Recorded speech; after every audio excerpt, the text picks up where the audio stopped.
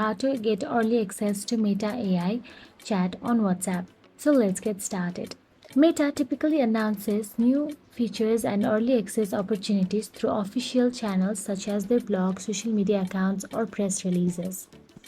So make sure to ensure that your WhatsApp app is updated to latest version available. New features and updates are typically introduced through app updates, so keeping your app update is crucial.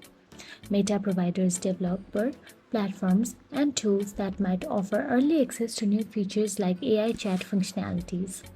So basically, Meta AI chat might not be able to be used on some regions or country, but you can update your app often to get this feature early.